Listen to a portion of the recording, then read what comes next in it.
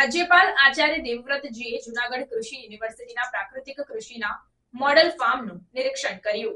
રાજ્યપાલ આચાર્ય દેવવ્રતજીએ જૂનાગઢ કૃષિ યુનિવર્સિટીના 20મા પદવીદાન સમારંભ બાદ કૃષિ યુનિવર્સિટીના કેમ્પસમાં આવેલ પ્રાકૃતિક કૃષિના મોડેલ ફાર્મની મુલાકાત લીધી હતી. જૂનાગઢ કૃષિ યુનિવર્સિટીના કૃષિ વિજ્ઞાન વિભાગ અંતર્ગત પ્રાકૃતિક કૃષિમાં જુદા જુદા પાકો પર પ્રયોગો થતા હોય છે, જેની રાજ્યપાલ આચાર્ય દેવવ્રતજીએ મુલાકાત લીધી. તેમણે કૃષિ યુનિવર્સિટી દ્વારા કાર્યરત પ્રાકૃતિક કૃષિ મોડેલ ફાર્મની પ્રવૃત્તિઓ નિહાળી અને જરૂરી સૂચનો કર્યા હતા.